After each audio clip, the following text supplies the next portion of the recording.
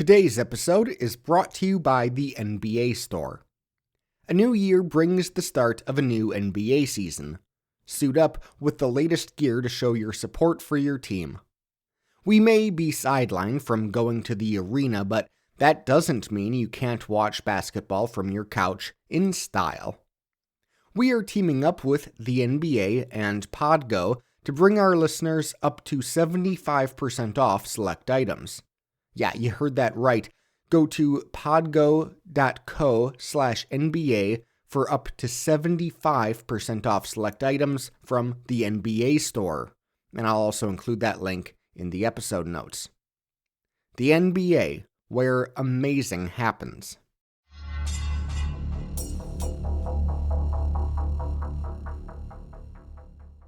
As you may know, I started this podcast in order to explore a world in transition. Since the mid-1700s, the world has been changing at an ever-accelerating pace. The material developments we've realized in this process have reshaped our social arrangements, ideologies, and more. This is only going to become more and more the case as digitalization, automation, nanotechnology, and further scientific discovery continue. To get a sense of where this is all headed, I turned to history. I wanted to learn about how the developments of the past might inform our actions in the future. Maybe that's what made you interested in this podcast too. And if that's the case, well, you and I have something in common with our subject today. The philosopher, historian, economist, activist, and futurist Karl Marx. By the time Napoleon was finally defeated at Waterloo, the French Revolution and Empire had catalyzed the shift in the ideological framework of Europe. Like the Americans and English before, many Europeans were embracing liberalism, with some radicals going so far as to support full democratization and even republicanism. Others sought to ditch old religious superstitions for the rationalism so cherished in the Enlightenment. Still more were impressed by the efficiencies and justice of the Napoleonic legal code, as well as Napoleon's meritocratic reforms to state bureaucracies. The Marx family was among those embracing these changes. But by the late 1820s, things seemed to be slipping back into their old ways. With Austrian Chancellor Clemens von Metternich so influential across continental Europe, political and ideological progress had stalled. Free trade and industrialization were delayed. Censorship, autocratic monarchs, and noble rights and privileges were coming back. In Germany, the intellectual elites, who had once seen so much promise in the Jacobins and Napoleon, now sought to address the political question as best they could, and as coy as they could. But they would soon be confronted with another question, a social question. Even if we extend rights and privileges to everybody, how is that going to help the working classes and the poor? Throughout his life, Marx and his radical contemporaries would try to address both questions. And although he was just one of many, it was Marx who would enjoy the greatest legacy. Because of his disciples in the century that followed, his name became both praised and scorned throughout the world. But imagine if the extent of your historical knowledge was limited to this podcast, and you were asked to synthesize all that information and draw up an agenda of political economy.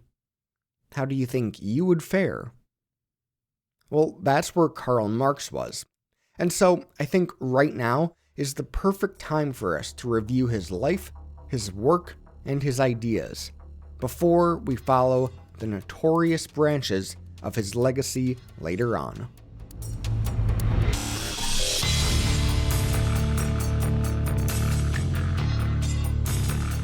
This is the Industrial Revolutions. Chapter 49, Karl Marx.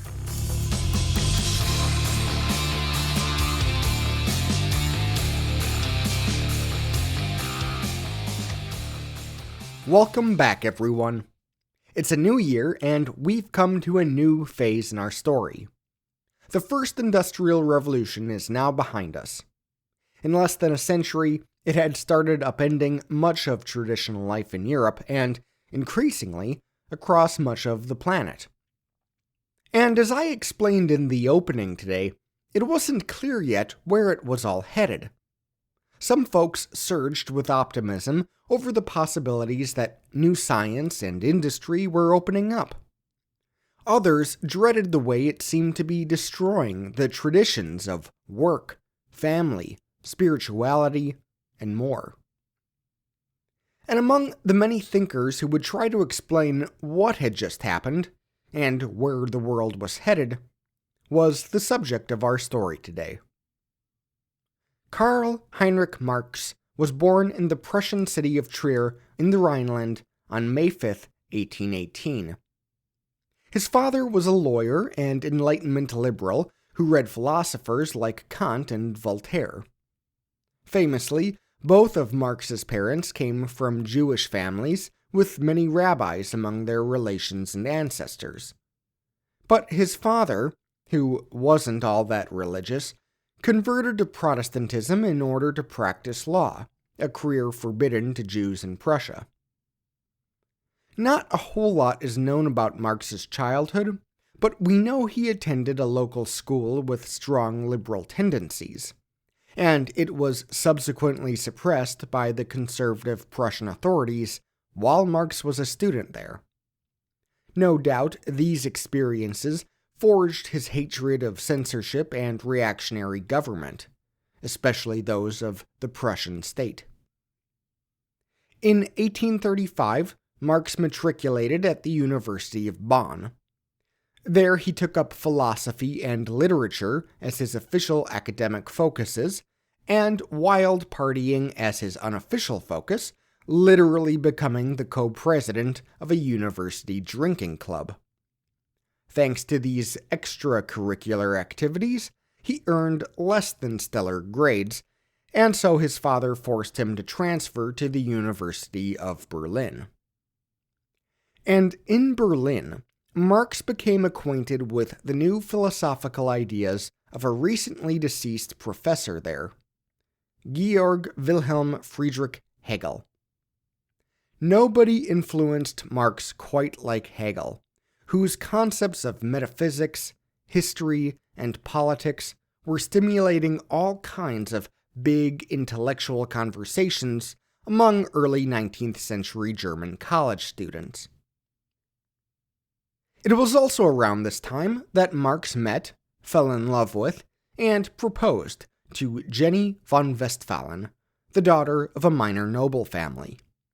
She accepted, although it would be another 7 years before they would tie the knot, as young Karl still had to complete his studies and get a career off the ground. Despite their different social backgrounds, the Westphalens were family friends of the Marxes, and her father shared his father's liberal ideology. His father, though, would die of tuberculosis in May of 1838. This changed the course of Marx's life in a couple of ways. First, it would begin his lifelong financial struggles as he battled with his widowed mother over his share of the limited inheritance for years. Second, his father had always pushed him to pursue a legal career, and, now that his father wasn't there to pressure him anymore, Marx instead followed his greatest passion, Hegelian philosophy. Before his death, Hegel had developed a following among the faculty at Berlin, including Marx's academic advisor, Bruno Bauer. Under Bauer's influence, Marx fell in with a crowd known as the Young Hegelians. Using Hegel's embrace of dialectical reasoning and metaphysical idealism as their guide, they started to favor liberalism, even republicanism, and, most controversially, atheism. Influenced by the French revolutionaries of the generation that preceded them, they came to view the role of philosophers as not merely analyzing the nature of things, but also guiding its evolution. And this became Marx's calling as a philosopher revolutionary. Now, he hoped to do this as a working academic. He wrote a doctoral thesis analyzing the works of the ancient Greek philosophers, Democritus and Epicurus, through an Hegelian lens. I'll spare you the details, but it was deliberately controversial, and so he was not able to earn his doctorate at the conservative University of Berlin. Instead, he submitted it to the faculty of the more liberal University of Vienna, which awarded him his PhD in 1841. Yet Marx would never be able to find an academic job in Prussia, which was becoming increasingly reactionary toward its universities. Instead, Marx found work as a journalist in Cologne for a newspaper called the Rhineland News. There he promoted classical bourgeois liberal ideas that flew in the face of the Prussian government: freedom of religion, freedom of the press, free trade. Also, during his time at the Rhineland News, he started learning about the so-called social question, the issues facing the working poor in these still early years of German industrialization.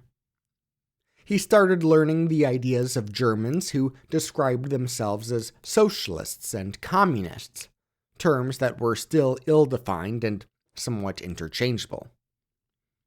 And when he was exposed to this way of thinking, Marx was dismissive.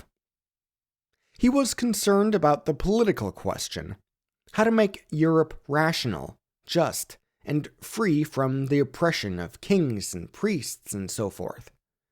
He viewed the social question as, at best, a distraction. He thought of the socialists and communists as, Luddites, in the way we colloquially use the word today. Terrified by the changing economic order, they wanted to go back to the good old days of guild monopolies and serfdom. Marx viewed them as culturally tied to German Romanticism, think the Brothers Grimm, playing up the common folk of the Middle Ages. But this, he believed, would serve to reinforce the old order of monarchy, superstition, and feudalism that Marx detested. Thus, he saw these socialist and communist thinkers as putting up roadblocks to progress. By 1843, the Prussian government had had enough and suppressed the Rhineland News. Marx then moved to Paris, where he began editing a new publication called the German-French Annals. It wouldn't last long, but while living in Paris, Marx went through a transformation. His social circle expanded to include much more radical viewpoints. At the same time, he grew more willing to shed himself of the relative moderation he stuck to in Cologne when he was trying to keep his newspaper from getting shut down. Now he became more than a political radical. He also started becoming a social radical. And then in 1844, two critical things happened. First, Marx closely followed the news of an uprising of textile weavers in the faraway Prussian-dominated province of Silesia. Shout out Chapter 22. And don't forget, his cousin, Heinrich Heine, had written a poem about that uprising.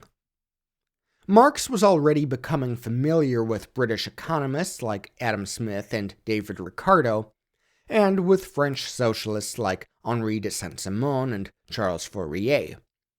But perhaps it was because it was now happening in its home country's backyard. The Silesian weavers woke Marx up to a different kind of struggle. Not a struggle between a liberal petit bourgeoisie, like his family, and a reactionary state government. This was a struggle between a new and impoverished working class and their bosses. And with the Prussian government suppressing the uprising on behalf of the bosses, Marx sympathized with the weavers. Underscoring that awakening was the second thing that happened to Marx a few months later. That August, he had dinner with one of the contributors to his newspaper, another Rhinelander who was actually living in England, seeing that economic class struggle up front in his family's textile mill. A budding radical who was compiling his contributions to the German-French annals into a new book about the poverty to be seen in Manchester. I am speaking, of course, about our old friend, and Marx's lifelong friend, collaborator, and patron, Friedrich Engels. Quickly realizing how much they had in common ideologically, Marx and Engels spoke passionately about this new struggle brought on by the Industrial Revolution. They quickly came to the conclusion that this struggle would bring about a final revolution of human relations. The new proletariat could be tapped to bring about an end to outdated social constructs like monarchy, religion, and class distinction. Over the next few years, Marx got to work outlining these ideas. At first, he borrowed heavily from Hegel. Using the Hegelian concept of alienation, Marx developed a theory of labor alienation.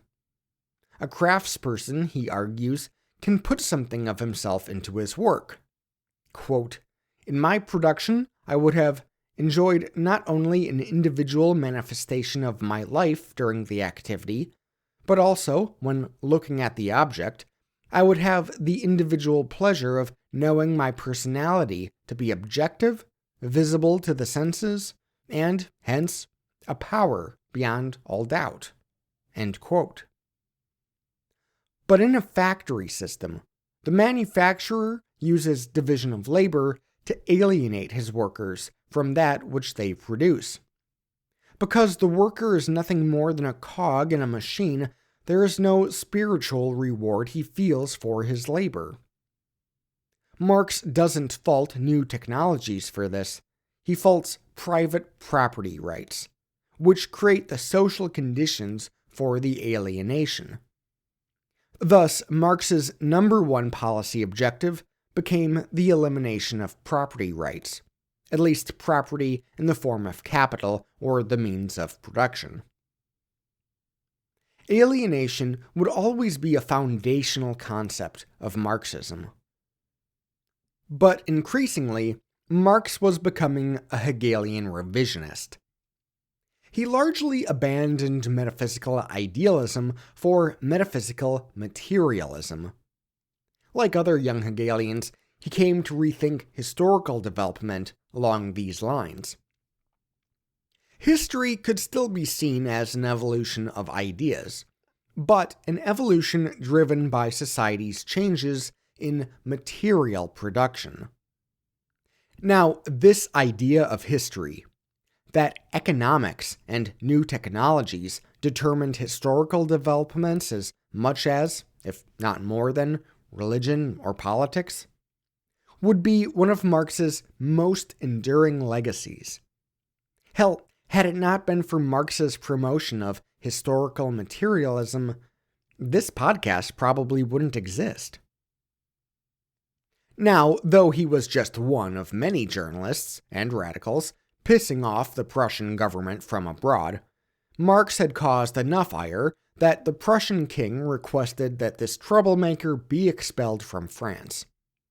French Interior Minister François Guizot honored the request, and in 1845, Marx had to move to Brussels.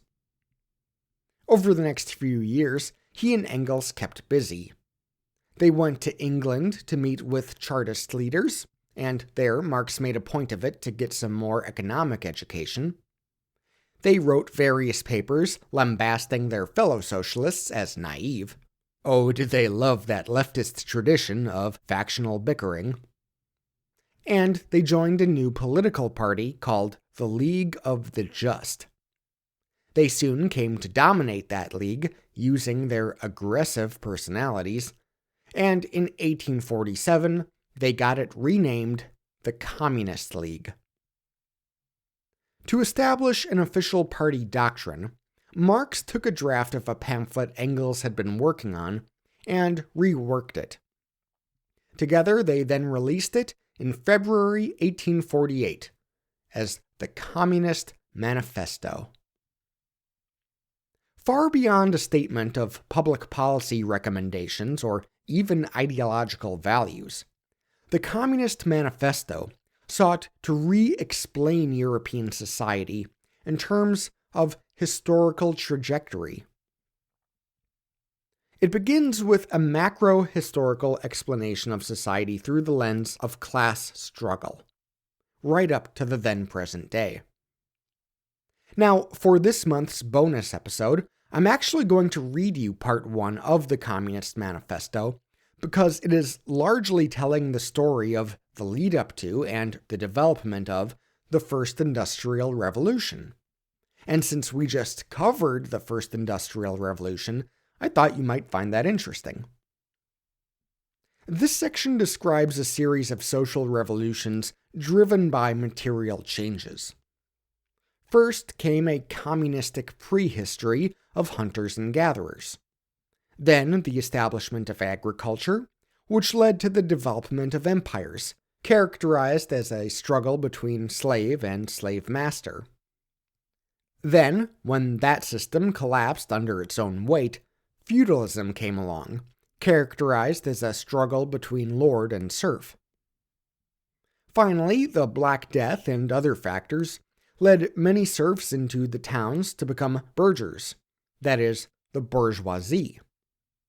Over the course of hundreds of years, they developed more and more sophisticated ways of making money, until they were finally able to overthrow the power of the lords. So far, this has only really materialized in Britain and France, but throughout the rest of Europe it was starting to be seen. Society was in transition, and a new, though very brief, social stratification would follow. One characterized as a struggle between the proletariat and the bourgeoisie. The proletariat would then win in yet another revolution to end all revolutions. Part 1 serves as the premise for the entire manifesto, describing a historical trajectory that just wasn't super accurate.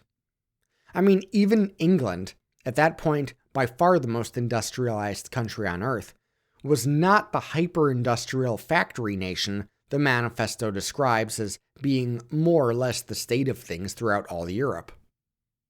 Frankly, Marx understood this, but he was most likely thinking of the manifesto being an enduring document, so that when the proletariat revolution comes along in the coming decades, the leaders of it could turn to this document for instruction, and by that point it would all make sense.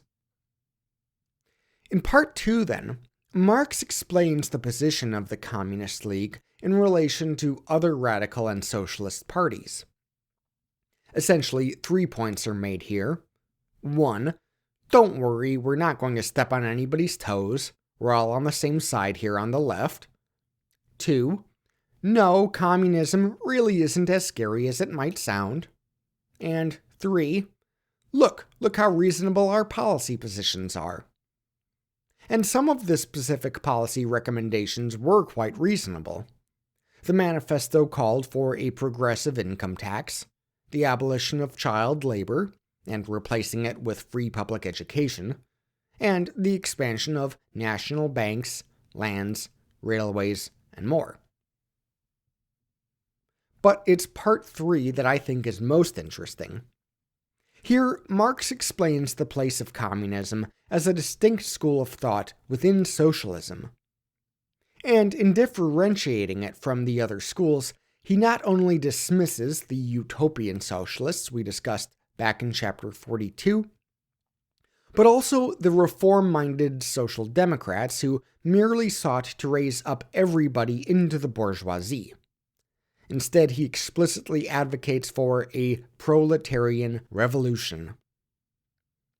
Again, it had to do with the Luddism of both reactionary and socialist Europeans. Marx argued that the working class should embrace the changes brought on by the Industrial Revolution. First of all, material development is a good thing. We can use industrialization to bring about a better quality of life. More importantly, Marx argues, the capitalist bourgeoisie is creating the unsustainable conditions for their own eventual and inevitable collapse. And when that day comes, the proletariat will be ready to take power and usher in an age of rational, just, and truly democratic rule. Now, in 1848, the world was changing. Everybody knew it. And nobody could have known exactly where it was all headed. So I think we can forgive Marx for his prophecies, which even then, but especially in retrospect, seemed a bit peculiar. But despite his daunting words opening the manifesto about a radical specter haunting Europe, Marx couldn't have known what was coming next.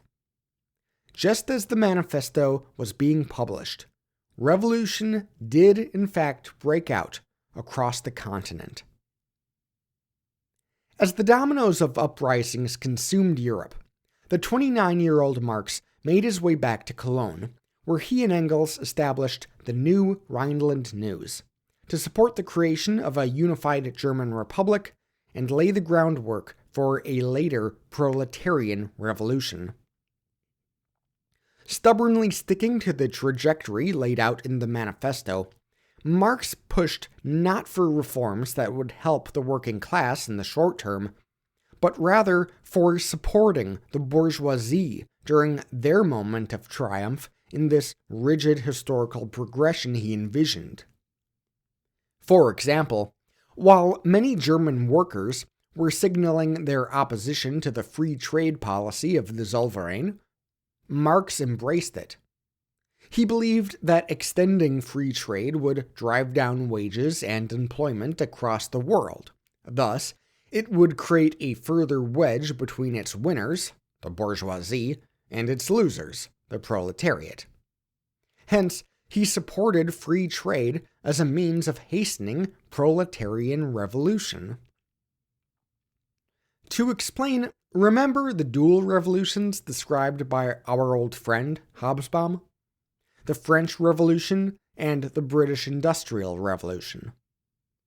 To Marx, these represented bourgeois revolutions against the feudal nobility, planting seeds that were reaped with the July Revolution of 1830 in France and the Great Reform Act of 1832 in Britain. Now, France was seeing the beginning of a proletarian revolution with the June Days of 1848, and Britain was seeing it in the form of the Chartist movement. But Germany was still playing catch-up. Marx was convinced that the revolutions in Germany were the bourgeois revolutions he and Engels predicted in the manifesto, and this would be among the things that so alienated them from the rest of the socialists. Marx then joined the Cologne Democratic Society and pushed his way into a prominent place in the organization.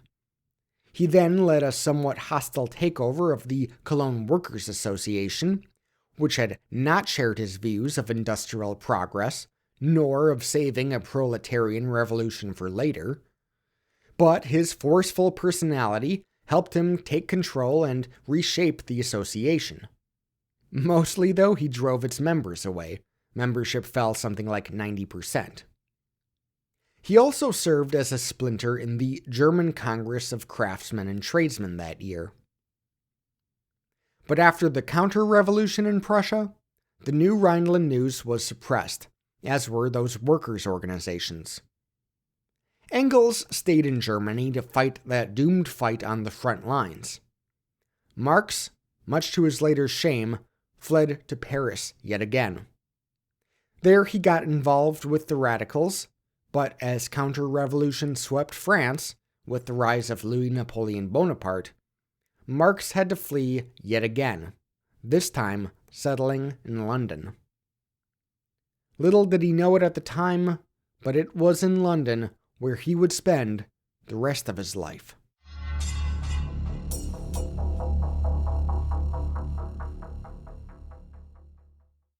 Exiled in London, the first thing Marx wanted to do was take stock of the revolutionary shortcomings of 1848 and 1849. In 1852, he published these thoughts as an essay, The 18th Brumaire of Louis Bonaparte, in which he admonishes those who believed the class antagonisms of the past would give the proletariat a path to empowerment. It was an only slightly veiled self-criticism. He now believed that all the powers of the world, capitalists, politicians, bureaucrats, armies, priests, even academics and journalists, were organized together in their opposition to working-class empowerment. The struggle he described in the Communist Manifesto was now in full swing. These early years in London would see Marx, still in his early 30s, grow dark in his outlook. The failed springtime of the peoples, coupled with his growing personal financial difficulties, made him bitter and extremist. Among the sizable community of radical continental exiles in London, Marx became even more distant and disagreeable. He stopped supporting those who advocated a bourgeois revolution or even democratic action. He believed all the radical, far-left parties of Europe that weren't explicitly Marxist would inevitably betray the workers. Still, Marx remained ambitious. He began working on a project he had always sort of planned but had always put on the back burner: a review and critique of one of his favorite reading subjects, political economy. This work continued to get delayed, though, as it became more and more elaborate as he researched for it. He famously spent his days studying in the reading room of the British Museum, poring over government-collected data on commodity prices, wages, health reports, as well as treatises by political economists up to that point. He also kept a close eye on various financial crises as they popped up in different countries over the years. And to do all this, he also needed to learn English. So he did that too, albeit his English would never be all that proficient. Of course, he also had a family. By this point, his wife had given him several children, including 3 daughters who would survive into adulthood, and he needed to provide for all of them. So, to pay the bills, he took side jobs for various newspapers, including stints throughout the 1850s and 60s as a London correspondent for the New York Daily Tribune, published by American progressive Horace Greeley. He also dodged creditors and begged extended family, both his and his wife's, for loans against that inheritance that his mother was still holding back from him. Fortunately for Marx, there was Engels. Cut off from his family by this point, Engels made the difficult and personally detestable decision to come crawling back to his parents, tail between his legs, promising to be a good little capitalist moving forward.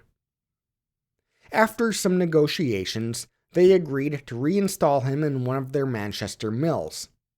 While working there, Engels discovered that their British business partners had been cheating the Engels family. This gave him the credibility he needed to stay on with the firm for the long haul.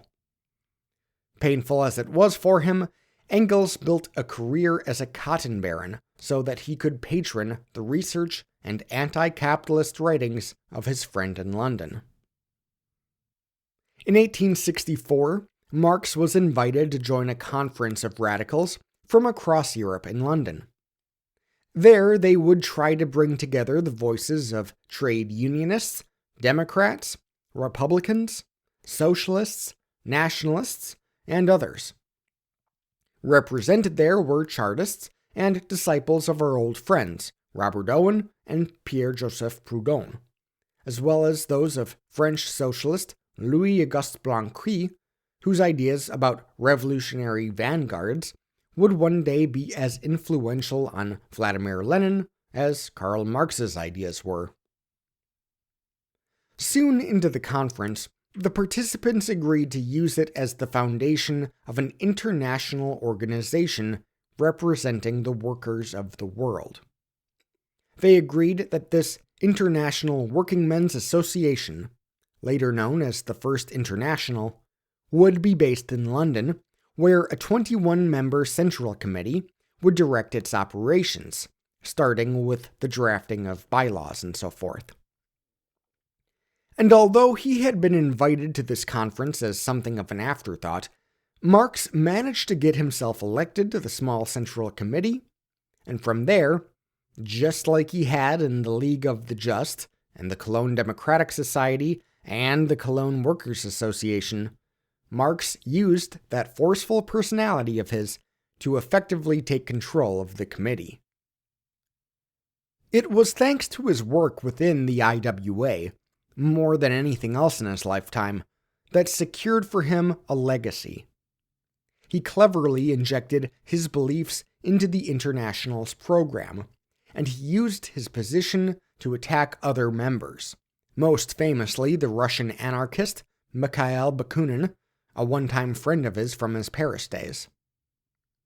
This ongoing battle led to the famous split between the Red and the Black, following the failed Paris Commune of 1871. Now, as I've promised before, we're going to do another episode on late 19th century socialism, including anarchism, sometime in the future. And I think that's probably the best place to discuss all these fascinating developments. Besides, I need to spend time in this episode covering that big project of Marx's, because in 1867, he finally finished the first volume of his take on political economy, the long-awaited Capital.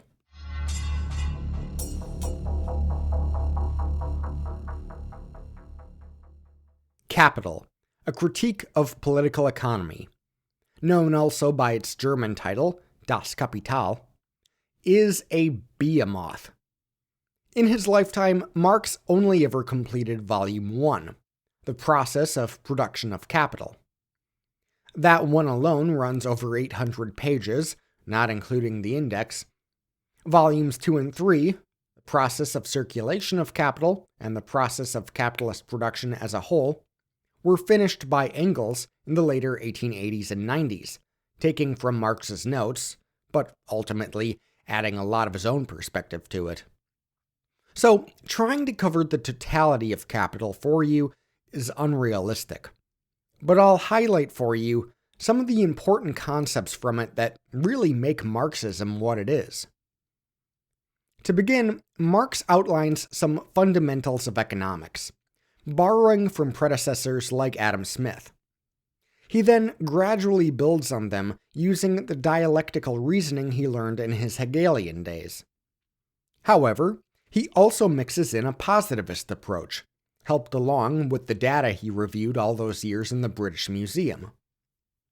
And this is a big reason why his school of economic theory would be described as scientific socialism. Now, as much as Marx loved Smith, the economist who actually had the biggest influence on him was definitely David Ricardo. Because the key to understanding Marxism is understanding his take on the exploitation of labor, a concept inadvertently created by Ricardo a half-century earlier.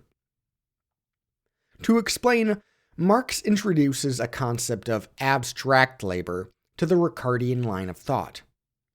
He explains that different kinds of labor, producing different kinds of goods and services, are not materially equal, but in a free market, they are effectively treated as equal, or at least as interchangeable. A worker enters the labor market with his quote-unquote labor power, which he sells in exchange for a wage. Now, this is not his actual labor, but his labor power, what we might call labor time. In this sense, labor is abstract because it is able to be commoditized. Unlike his predecessors in political economy, Marx relies heavily on recent history to explain how this commoditization of abstract labor is helped along by the advancements of the Industrial Revolution. Artisans once owned their own tools, controlled their own workdays, etc. But now, this was in the hands of the bourgeois manufacturer. By controlling the quote-unquote means of production, that is, the tools and machinery used to produce goods, the capitalist has been able to de-skill labor. With abstract labor commoditized, the capitalist considers not only the quote-unquote constant capital of buildings, machines, etc., but also the quote-unquote variable capital, that is, his labor costs. Constant capital and variable capital become interchangeable, depending on the capitalist's needs. Cooperation in production is made possible thanks to his decisions about how many machines are needed and how many workers and work hours are needed. One of the effects of this is the alienation of labor that Marx first mentioned decades ago. And it leads to an unequal exchange between capitalist and worker.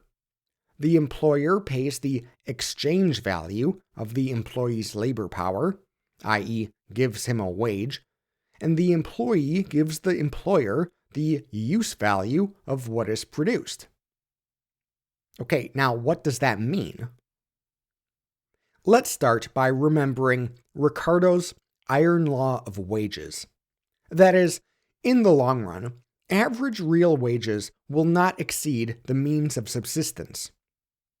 In the supply and demand of the labor market, wages come to an equilibrium, and it just so happens that that equilibrium is roughly equivalent to the amount of money those workers need to keep themselves and their families alive. Nothing more. And Marx goes to great lengths to demonstrate this with really minute details, like how much nutritional value is stored in food and what the cost of that food is in a certain area and how it compares to wages in that area. But, Marx notes, the wages the workers accept have nothing to do with the value of the goods they are producing. Let me give you a simplified example. I mean, nothing Marx wrote here was actually simple. Let's say you're a textile worker in a cotton mill. You need to earn 10 shillings a day to keep yourself and your family alive. That's more or less the case with all the workers in your town, all of whom also need to eat. All the local mill owners know this, and so they are willing to pay a daily wage of 10 shillings. Now, with your co-workers, there's about 100 employees in the mill. Together, over the course of an hour, you all create cotton cloth goods that, in total, can fetch 250 shillings on the market. Congratulations. Your contribution to the overall effort, then, is 2.5 shillings. So, by the time 4 hours of work are done, you have produced the total value of your pay for the day. Except you're not just working for 4 hours, are you? It's the 1860s. You're probably working at least 10 hours a day. The first 4 hours are for you. The next 6 were all for your boss. And this happens day in, day out, for year after year. Each day you produce 25 shillings worth of cotton goods. The boss earns all 25 of those shillings on the market, pays you your 10, and keeps the rest. It's what you agreed to when you contracted your labor power. Again, not your actual labor, your labor power, to him. Marx called it surplus labor, And expanding on the Smithian view that all value is derived from labor, he explained this exploitation as the source of all economic growth. Now, some of the remaining 15 shillings will be used to pay for the constant capital, right? Maybe it's to pay rents on the land used for the buildings, or for taxes, or interest on the debts taken out to invest in machines, etc. But much of it will be the mill owner's profit. In a capitalist economy, this exploitation of labor is everywhere, and it is totally unavoidable. You, as a worker, have no choice in the matter. You need to live. Therefore, you need money. In order to get money, you need to produce stuff, but you don't possess the means of production. The only way you can access the means of production is by selling your labor power to a capitalist, the owner of those tools and machines, so you can produce goods for him to sell. As Marx puts it, quote, "The laborer belongs to capital before he has sold himself to capital. His economic bondage is both brought about and concealed by the periodic sale of himself, by his change of masters, and by the oscillations in the market price of labor power. Capitalist production, therefore, under its aspect of a continuous connected process, of a process of reproduction, produces not only commodities, not only surplus value, but it also produces and reproduces the capitalist relation. On the one side, the capitalist, on the other, the wage laborer." End quote. And in a certain sense, it has always been like this, even in pre-capitalist societies. In the old slave societies, it might have looked like the slave was always working for the slave master, but really, a certain amount of the slave's work was for her own subsistence. The slave master had to account for how much food the slave would need, clothing, shelter, etc. In feudal societies, it was actually made very explicit what hours the serf was working for his own subsistence and what hours he was working for his lord. But in a capitalist society, the hood is pulled over your head. By accepting an hourly wage, you have effectively tricked yourself into thinking that each hour you work is for you and you alone. In reality, though, you are no better than a serf, no better than a slave. So, like Ricardo, Marx is arguing that profits are only made possible due to the exploitation of labor. But that's not the only problem with profits. The other problem is the booms and busts of the business cycle. Again, we should turn to the Hegelian idea of alienation. In this case, the alienation of use value. Basically, Marx explains that every good, or commodity as it's often translated from German to English, has a use value and an exchange value. Imagine you live in a primitive society. You have a bushel of wheat. You are most likely to think of its value in terms of its use. You can use it to make bread and eat. But as society becomes more complex, with commercial instruments like prices, a commodity takes on an exchange value as well. Now you might be thinking of that bushel of wheat in terms of how many dollars you can get for it. At that point, it becomes alienated from its use value. Under this system, the producer does not really consider the usefulness of her product, only that she can get money for it. Over time, money becomes the single universal commodity. It loses its social connection to the labor which created the exchange values on which it is based. Marx calls this phenomenon fetishism. Under these conditions, a market develops in which that money circulates, and as it does, it takes the form of capital. As capital, money can be used to buy the means of production. Thanks to the Industrial Revolution, not only did those means of production become more efficient, they also became more expensive. Only a few could afford them, so the bourgeois owners started hiring laborers to use them. This allowed them to start exploiting workers, much the way that lords used to exploit serfs and slave masters used to exploit slaves in the olden days. The difference between those olden days and the industrial present is what the bourgeoisie does with the fruits of their exploitation, what they do with the profits. The capitalist uses money, M, to buy commodities, C. Then he uses his capital, both constant capital, like tools and machines, and variable capital, i.e. workers, to make new commodities from these.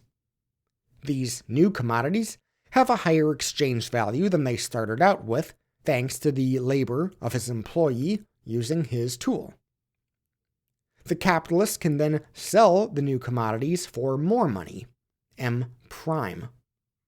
So thanks to the exploitation of labor, M becomes C becomes M prime. From there, M prime can be reinvested once again into more capital and more commodities. The goods keep getting sold off.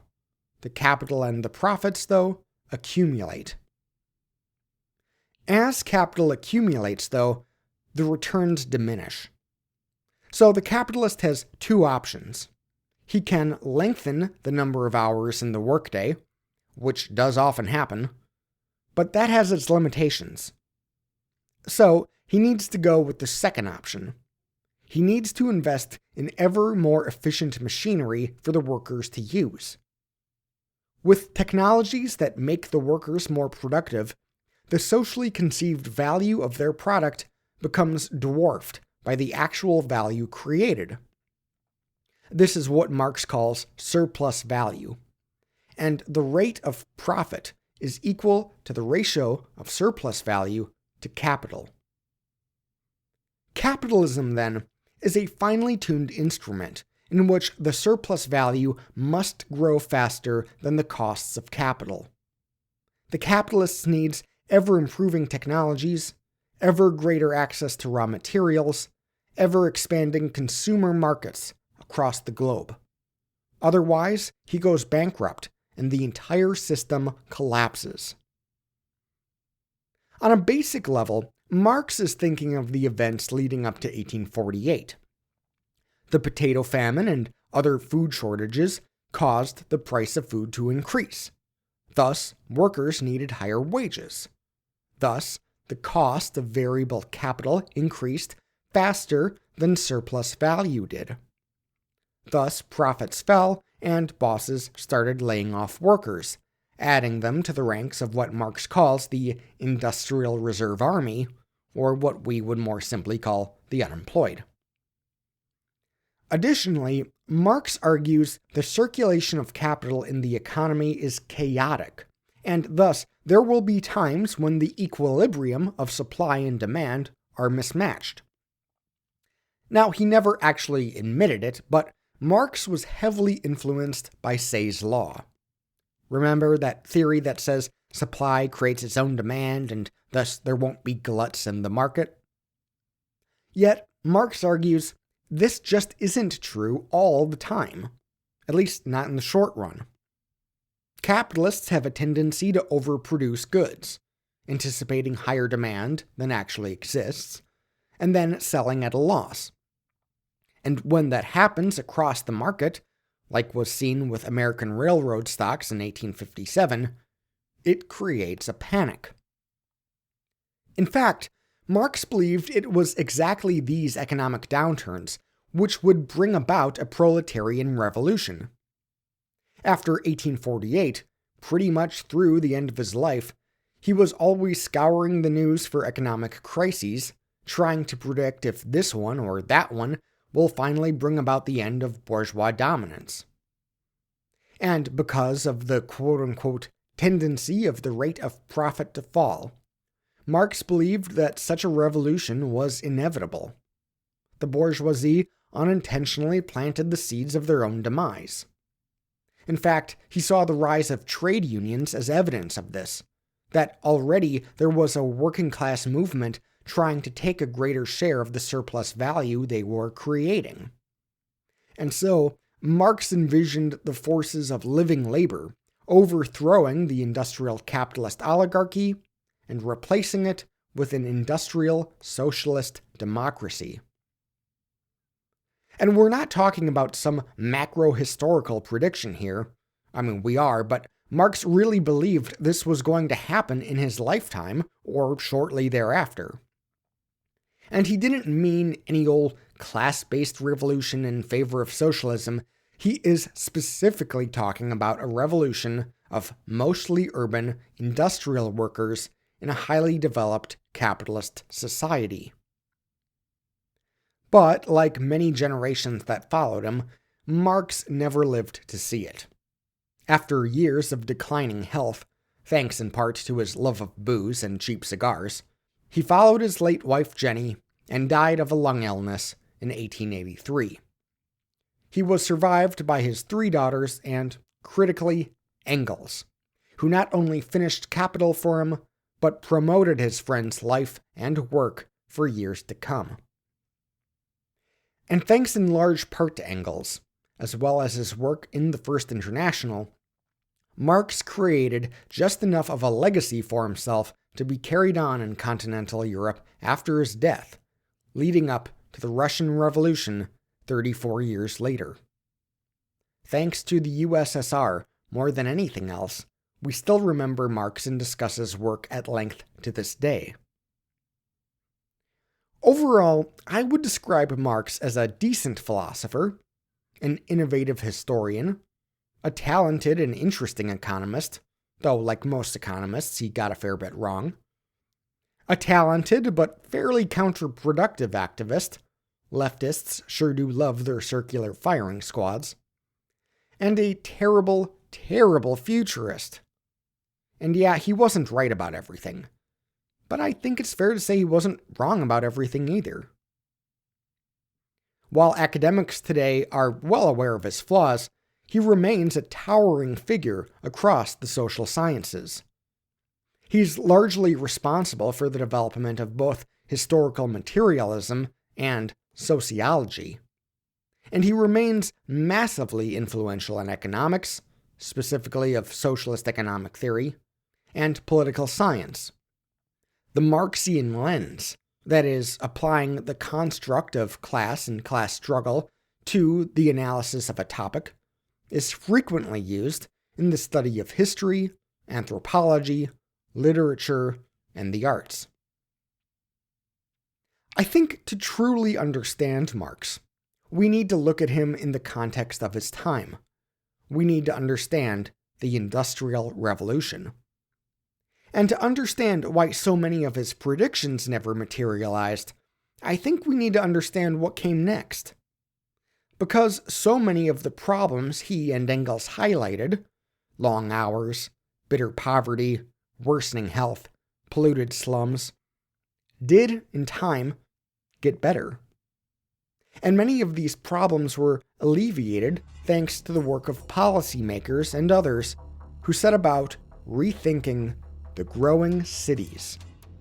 Next time on the Industrial Revolutions.